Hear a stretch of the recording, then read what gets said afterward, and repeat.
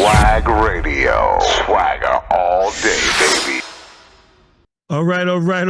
It's your boy Trainers in the Black Knight representing that Swag magazine and that Swag Radio to the fullest, aka Ashy Knuckles is in the building, and we got the privilege and the honor today to be busting up with my sister, the beautiful, the talented Miss Shanell Red, Writerz Rumble. What's up, sis? What's up? Thank you for having me. It's been a minute. Thank you for having me. How you doing? I'm good. I'm good. How's everything? Working hard, hardly working. I know. That's right. You're responsible for so much good music, so many talented people, making their way into this thing we call the industry. And, so what you got cooking these days, man, other than the obvious, working hard? What you doing? Right now I'm working on my series called Legacy about 4 women who own a label. Okay. Yes, it's going to be 4 episodes. Okay. 1 season. So I'm almost done with that. And then, doing little classes, giving back to the community with kids who love music, want to record, want to write. Indeed. Doing stuff like that. And helping my son with his vegan restaurant. Yeah, he got a vegan restaurant. I think I heard you promote that stuff before. I need to go there, man. I'm trying to lose these man boobs and live a little longer, man. So I need to go see. Man, let me tell you something. Just because you go vegan don't mean you lose weight. It's a little bit that food. Look, that food be good too. Them yams and that's still starch. Yeah, my oldest daughter's a vegan, and she said the same thing. Yeah. Yep. But with the schools today, like taking away our musical programs and all the other good stuff for our kids, it is a beautiful thing. There's people like you that's still providing that service and that platform for them to gravitate to the show. Yeah, to come out and learn. You know what I mean? Well, here where I live at in Patterson, there's one school called Rosa Parks, and they really don't have a budget for much when it comes to the music department. Right. Not where it comes to teaching them how to record, how to look for the right things when they go into a studio to record with. It's more just standard knowing your notes and choir, which it should be a lot more than that. Right. And then, sometimes they'll hire me outside and I'll come into the school, bring my equipment, sit with the kids, we'll write a song out, and they love it. They love it. Right. So what? And I love it. I love watching them. Them light up. Be so excited. Exactly. And it's so many gifted kids. Well, so many gifted kids. Well, before we move forward, let the people know who you are and how that felt for you when you first got started, and the things that you were able to do so far in your career, real quick. Let them know about Shanell Red, please. Well, I'm Shanell Red. I am a songwriter by trade since I was 14. I came into the business songwriting. Well, poetry turned into songwriting, turned into me being putting a singing group together, getting signed to Pocket Town with Crucial Conflict and Billy Lawrence. And then from there, just not doing a group thing again, and just me and Tanisha continued to songwrite for a number of people. You got to tell them some of the people that you made. Faith Evans, Monifah, Destiny's Child, Chris Brown, Trey Songz, Kendrick, The Family Soul, Luther, Patti. The list. Your body is incredible, man. Your body, when you look at your resume, it's like, wow. So you being a woman and brown skinned it, you know what I'm saying? That goes a long way when kids know that, wow, I'm working with somebody and somebody's just being a woman, period. In this industry. I got 3 daughters, right? I got 2 daughters, so we fight for the women all the time. But does that make the young ladies that you work with give them more hope and that they could do some of the things that you've been able to do? Yeah, it does. But at the same token, they feel like if they're not putting out, nobody's gonna really give them a shot. And I told them, I said, well, that's not true, because I'm here and I ain't put out for nobody. I mean, you ain't sitting on the casting couch, Miss Shanell Red. You wasn't. No. I've had offers. I, But I'm sure. I'm like, I don't gotta do all that to make my point. I'm very strong-minded. I believe that what God gifted me with will make room for me, and it may take me a little longer. Like I told them, it may take them a little longer because they're not doing that, Right. but it's worth it in the end. And it's good that you keep it all the way real with them. You let them know that exists. It is like it's a male dominant industry. So it is. And then there's even more dominated by pigs. So you go get some oranges out there, right? And you let them know that. Yeah. The girls, the young ladies that you work with now, you let them know that. You give them that information. Yeah, I try to tell them sometimes you have to be quiet and let the egos and the narcissism and the controlling thing just sit there and just watch. Right. Just look at them like they crazy. Because the best thing you can do for someone like that is not say nothing. Because you don't have to give us your personal experiences, but you have had some experiences with a male ego and him just trying your neck, getting in the way of y'all moving forward. Wow. Yep. How often do you think something like that happens in the industry? When I first started business, I think it was, if I could count up until now, maybe 5. Wow. Right. After they saw, I wasn't taking no shiznick, Indeed. they kind of backed off and was like, okay, I gotta big her up for what she do. Like, right. And you got platinum plaques. And I go right around them. And then you got platinum plaques in the resume. So at that, absolutely, down too, that made them, indeed. But for the new artist, the new female trying to come out, they on her neck, right? Yeah, they getting it a little harder. Right. I mean, it was hard back for us, but it's a little extra harder because now the ones that are coming at them are like exactly their age. Wow. That's crazy. Or a little younger. Right. For me, the guys that would come at me were either my age or older. Indeed. Prominent people. Yeah, people in high places. So today's most women in today's hip hop that we know that get the shine, that get the the airplay, the TV exposure. A lot of them have to do songs that we consider a little raunchy or a little hardcore.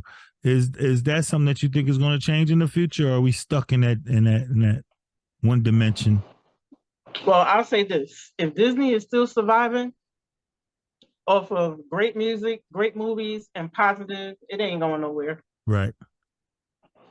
The goodness of music ain't going nowhere.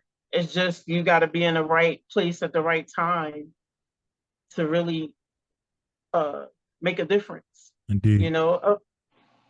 Raunchy music has been around forever. Indeed. Millie Jackson and so many people. Right. It's just levels. Yeah. To Live Crew. But I don't think levels to it. Now is more commercial than anything. It's more upfront than it used to. Yeah, it is. Because when I was a kid, I had to go. My parents made my mother made sure I was in bed before they started listening to Red Fox albums. Look, my mother made sure I was in bed before.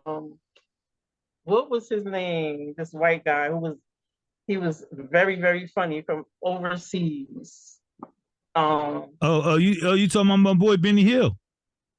Yes, I used to sneak and watch Benny Hill. Remember Benny Hill? I used to love Benny Hill. Oh, yo, he was funny. Yes, he was. He used to walk around smack the bald head dude in the head. Right. I would sneak and watch him and sneak and listen to Richard Pryor live. Yeah. It was Now it's just your parents is there. Your parents smoked the weed open for you. They smoked the joints out back. Yep. You wasn't so exposed to everything. So with social media and the parents being young as hell and everything, it's just the kids are exposed to more things. And then Well, I would say this though, back then parents didn't really have to worry so much. Right. But now that they do, they have more responsibilities. A lot of parents shun from like Easy. hardcore responsibility Right. on the kid. Yes. So now these new parents have to like really, really be on their kids to keep them out of the wings of the enemy. Right. It's a lot. It's a lot out there. You So know, you could be at the wrong place at the wrong time. So easy. the way that music has changed, you got to really, really like watch, especially being online. Right. You know, them having a phone 24/7 or a laptop or a iPad. Mm-hmm. Like you really got to pay attention. Yeah. And speaking of music change, you started like in the golden era of like R&B. You know, I think the golden era is the 70s and the 90s is my two favorite eras of R&B. And you came up in that era and you still maintain the ability to be relevant to the newer ears today. So how has that transition been for you, or what, you know, how are you able to still do that? I usually do like sessions with other writers. I like Okay. writing with other writers. I Right. think it's therapeutic Mm-hmm. for different genres to come together, different age groups to come together. So Mm-hmm. when I do writing sessions, I have like a couple of young people and then a couple of people that are a little younger than me, but younger too. Right. And I feed off of them, you know, to keep me relevant in my space. That's smart. That's smart, and that's humble too, because like some people be stuck in the air, like I ain't working with them, they ain't on my level, and this and that. You never really show like you had a big, you know, a big ego or a big head not to do that. That's beautiful. That's beautiful. No, because I think as a songwriter, what I've learned and my greatest category is I love old school. Right. Like when we did If and Free for Destiny's Child, it was old school, you know, and Beyonce was just like, yo, I love this song. She wanted us to do a whole album of it, Get out of here. you know. So just knowing that vibe is still legendary. It's still long term. It still will, that record will play another 20 years from now. Indeed, my baby's gonna be listening to that. Mm-hmm. And, So that's the kind of music I like to write. So me being able to teach them that, right. and them being able to teach me the new stuff, Right. we put it all together and make it work. You mean to tell me you not so much of a beast of a writer that you could still learn something from somebody young? I always learn. That's You close yourself off to learning, you ain't gonna make no money. You ain't gonna that's move. right. I know that's right. Because you've been able, like So if you want to stay relevant, you gotta. That's with anything. you done wrote. Producer, engineers, writers, Gotta stay relevant. everybody has to grow. Grow. Right. That's what's up, man. That's beautiful, man. That's a gift all in a talent all in itself. Being able to work well with others, right? And you being able to work and you got to be able to be open. Right. Well, you know, artists, the young kids want to critique you, but they try to be a little disrespectful when they doing this. So I'll just be looking at them like, oh, because they always so gonna when think they what you do is old. Here's the crazy part: when we send a song in and they're like, "Oh, we don't like the hook." Right. If I didn't do the hook, I'll sit there and look at them like, I told you they wasn't gonna like that hook. Indeed. Now let me show you what kind of hook they're looking for. Okay. And then when I do it, it blows and they take the record. Like, oh my God, we love this. Let's start from there. Mm-hmm. It's not to gloat or anything. It's just you have to, even as a young writer coming in the game or young writer that you already had some placements under your belt. Yeah. There's always room to learn more. Indeed. That would be foolish not to think if you're a young new boxer or whatever, and you're young and strong, that you can't learn something from Mike Tyson. You know what I'm saying? You would be a fool not to think that he couldn't teach you something that you can use and make you great. Because Mike might have one of them hits you ain't have in your archive. You ain't having your arsenal. You ain't know what that is. You ain't know that you could pull it back from here from the Gib. You know there you go. There you That's go. What's up. So what's up with the Writerz Rumble, man? We love the Writerz Rumble. I'm blessed to have it on TUBI. Okay. I'm excited about that. Right. So I put out season 1, the part 1, and now we're about to drop season 1, part 2 Mm-hmm. with Tanisha and Steve Russell. Okay. I'm excited about that. And in the meantime, we're going to be shooting in North Carolina Awesome. in October for season 3, because season 2 is in Texas. Awesome. Awesome. So for those that don't know what the Writerz Rumble is, can you just give them a brief of what the Writerz Rumble is for those writers out there that don't know? The Writerz Rumble is a reality challenge TV show about songwriters competing to come up with hits, learning different techniques, being able to write with other people, which is important. Right. Being able to live with each other, showing the focus level, just basically like showing writers raw. Right. Nothing is scripted. Nothing is scripted. Only thing that's scripted is the questions that we ask them. Indeed. But other than that, they're on their own. We don't make up the drama. If they got drama, it happens on its own.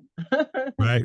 And I love that about it. And it's also about presenting different producers to the world as well. Okay. There are a lot of dope producers that don't have placements. Right. But they're amazing. Just like there are a lot of dope writers that don't have placements, but they haven't been in the right place to get that opportunity. And I'm giving them all the opportunity. You're a giver. You're a giver. This is what you do. You know what I'm saying? You could ride off to the sunset and cash your royalty checks and live large and just say the hell with it. But you come back and you always creating platforms and avenues for everybody else, man. And that's a beautiful. Because you got to. That's the only way you're going to succeed. You got to give back. Right. And not be afraid if somebody going to pass you up. If they pass you up, that means I did something good. Right. You know what I mean? And you can only hope that they say thank you. Right. That's it. I don't look for you to give me anything, but at least say thank you for just freely helping me upgrade my skill. Indeed. Let me ask you a question. So have you ever wrote music for a particular artist because you felt this was the perfect song, or this song would really fit this artist, this tailor-made for this artist, and they wasn't feeling it? And if so, how did that and did you give it to somebody else and it blow up and they'd be like, dope? Because Will Smith said, let's use Tony Braxton for instance. So we did about 7 records for Tony Braxton. And this is where I learned not to signature records for a particular artist. Right. Just make a dope record. Right. If they like it, they're going to signature it. So we did those 7 records. The only reason she didn't take the record, her comment was, "Oh, she just trying to sound like me." Right. No, actually, she sounded better than you. That's what it was. She sounded better than her. Right. She was hitting them notes and hitting them. She was like, the records were amazing. And she was like, "Oh, I'm good." And she ended up doing other records. But we also, as writers, learned a valuable lesson not to signature records because, although we sold 2, it was hard because they were so Tony Braxton. They was her. Y'all thought y'all had her in mind when y'all wrote this or created this. Yep. Right. Her cadences and everything. Indeed. Like even when we did Beyonce records, we had catered them to her, but we went back in and just changed it and did kind of some of her vibe, but left it open for her to do her. Right. That scares me off sometimes when you create something that sounds so much like them that they be like, "Whoa, what the?" You know what I mean? Like I listened to a couple of records that one of our friends, she did for Rihanna. Right. And the record didn't sound anything like Rihanna. Okay. Rihanna just came on and gave her voice. So again, as a songwriter, for all songwriters watching this, just do a great record. Just to make it hot. Right. That's what's up, man. That's what's up. You guys are amazing, man. And then songwriters, I mean, y'all in the cut, y'all in the background, y'all get the accolades on on the release and all that stuff. But y'all can still go to the supermarket and to the movies and don't get bombarded. So how does that feel that you know, do you That still feels great. Only, you know what? When I did the Writerz Rumble, like my lawyer and them came to me and was like, "No, Shanell, you're the brand. You have to be the face right? of the You show." wasn't used to that. You know, and I didn't want it to be that way. Right. You know, I like being low key, being in my hometown, and people not know. I laughed where I used to live. I used to see some of my friends driving by playing the records that I wrote, and I just laugh because they don't know it's me, and I like that privacy. I hear you. But I understand. I had to understand when my lawyer and the network said, "No, you're the brand." And I remember Wendy Credo saying to me, "If you and Tanisha are not gonna be big draws anymore, people don't know you guys individually.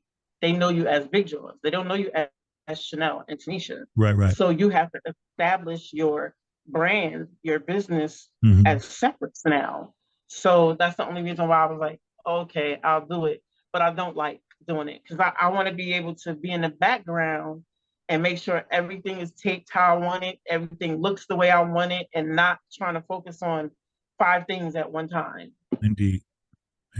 I mean, God blessed me with being a multitasker, but I miss some things sometimes. I hear you. Well, listeners, love, Queen, let us take a quick commercial. And when we come back, I want you to tell me who are some of your favorite legendary writers that you looked up to coming up. All right, so let's take this commercial. Okay. Swag Magazine. We'll be right back. Hi, this is Tashina Arnold, and I'm looking at Swag Magazine and saying, yo, that's dope. All right, Swag Magazine, keep it going. And make sure my pictures look pretty. Thank you. Hey everybody, it's Latavia Robertson, and I'm here representing for Swag Magazine. Swag Radio. Swagger all day, baby. Yo, what up, this Jaheim, aka the Rugged Child, aka the Man Child, Wu-Tang Killer B on the Swarm, ISO 360, isometric contest, and this is Swag Magazine. You already know radio. What's happening? Peace. It's the champ, Shanell Red Breaks, 2-time heavyweight champion of the world. I want to say what's up to the whole world, but especially those at Swag Magazine. Let's go, champ. Hey, this is Roxanne Shantae, and you ain't got no swag if you ain't listening to Swag Radio. Please believe it, baby. Yo, this is Paul Anthony from the legendary Full Force. This is Khalil from Force MDs. And we sending some straight legendary love to Swag Magazine and Swag Radio. Swag.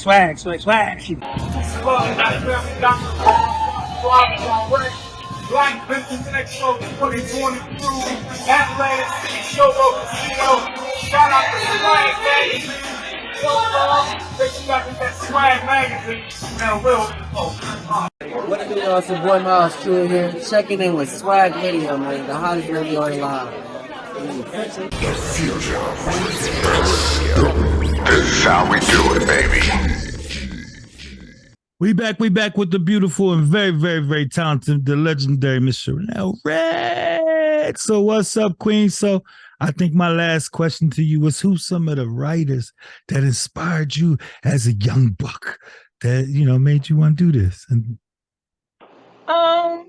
well, the first people to inspire me to even do music or rap was Sequence with Andrew.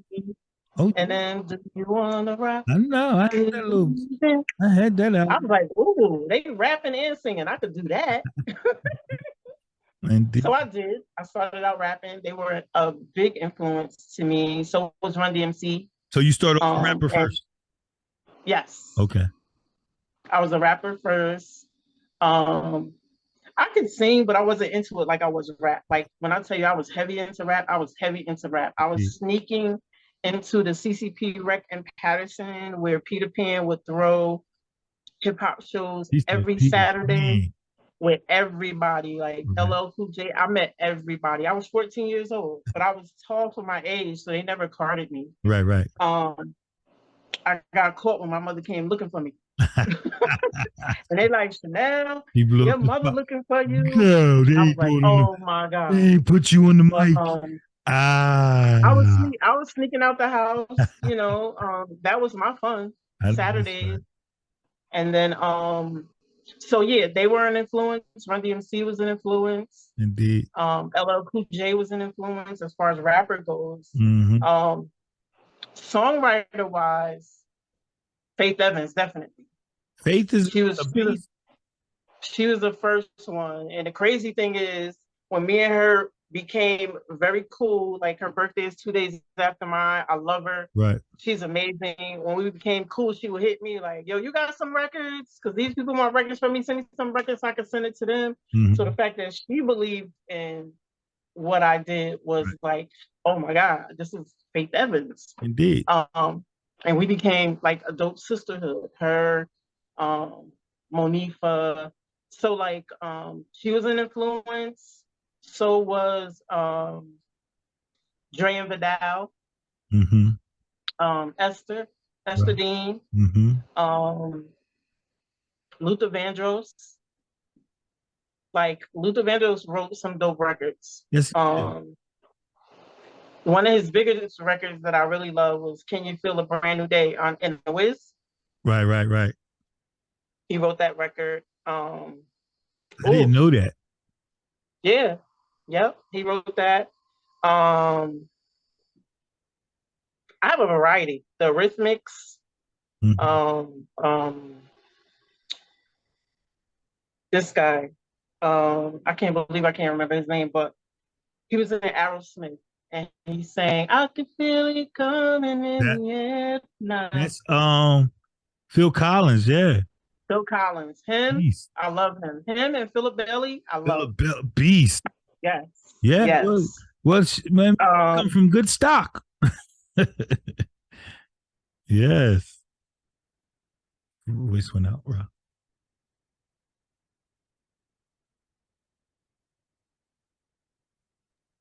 Say something. JJ. Yeah, Avery. Your voice went out. Can you hear me now? Yeah, start it over. Okay. Corsae Ellis. Mm-hmm. Jordan. JJ. Alonda, Avery, people that I brought into my circle to form, like, I call them the squad. Right. And then we would link up with Rock Wilder and Eric Sermon and Queens, and then just bang out hitters. That's what's up. Hitters, like knowing who you can call. Like there's a lot of other writers too. Right. Sia is amazing. You work with, you are an amazing and talented person, and you work with a lot of amazing and talented people, man. That's got to feel real good when y'all finish a product from beginning to end and see where it go. You know how far it fly. That's got to feel. I have been blessed for talents to drop in my lap. Right. I've never gone looking for anyone. That's awesome. So when they fall in my lap, I'm like, "Oh, okay, God, I hear you." Is that? I remember one time I was gonna quit. I had these white kids. They were a band and they were amazing. Their moms and then let them come live with me. Yeah. When I say they were amazing, they were amazing. Nick Cannon was gonna sign them. Mm-hmm. They were called Spoiled Rotten, and I love the name. I love the name. Kids. Huh? I love the name. I love that name. Yes. And they played instruments. Right. So they were amazing. And they weren't used to like rejection. So it's different dealing with kids. Oh, yeah. You know, they're like, "Oh, we don't want to do this anymore." And we had to do a big showcase. Right. You know, and even though Nick Cannon was interested in them, it didn't move fast enough for them. Right. You know, but they were amazing. Like we created a brand. Like even we went into as far as doing like a television show for them. Get out of here. You know, like them being like superheroes, like how Miley Cyrus was when she was on that show. So many kids started off TV show before, not just Drake. A lot of our kids got to know. A lot of people got to know. Like some of these kids got a platform on a TV show or from another avenue before you blew up as an artist. You know, because it's more than just being an artist. You know what I mean? If you're going to do that. Sammy Davis era and everything, you had to be everything, right? Everything. To be an entertainer. Everything. You wasn't just called. But they were good. They were good actors. They were good. Like, they were good. Right. They were good. They did it all. And it was a big loss. When that happened, I was like, oh, I'm tired. I don't want to do It knocked the wind out of you. Your energy was low. I was just like, I'm gonna go be a regular person. My mother was laughing like, yeah, right. You ain't have it in you to be. And then my business partner, JJ, he was like, yeah, okay. So the next, and I told him, you can go home, go do what you do, whatever. So the next day, the Writerz Rumble came to out. God sent the Writerz Rumble to me. There it is. There it is. There it is. He was like, I ain't finished with you yet. Oh, beautiful, beautiful, beautiful. Well, I'm glad you didn't quit, man. Got work to do. Yes, well, we definitely glad you didn't throw in the towel, man, because you still have so much to offer, so many people to help and point in the right direction. And this is what you do, man. And that's why we love you over here at Swag Magazine and Swag Radio. Thank you. Head off to you, sister. We bow down. Love y'all. And salute you. Miss Shanell Red. Give them your social media, how they can get in touch with you. Tell them about what you're working on one more time again and how they can link up with that and the writer, all the above. Just give it to them. If you're in North Carolina in October, we'll be doing the North Carolina, South Carolina run for the Writerz Rumble. And you can check all the information out on our webpage, which is thewritersrumble.com. You can reach me on Instagram, Shanell Red. Everything is Shanell Red. Instagram, Facebook, Twitter is Shay Red. And just go to Tubi, support me, look at my movie, Pressure, look at the Writerz Rumble, Writers with a Z. And yeah, that's the best way to reach me. And again, we love you, Queen. We love you. Salute. Keep up the good work. Thank you. Love y'all and too. the ancestors keep watching over you and dropping those talented people in your lap. All right? Peace. Yes, sir. Miss Shanell Red. Swag Radio. Swagger all day, baby.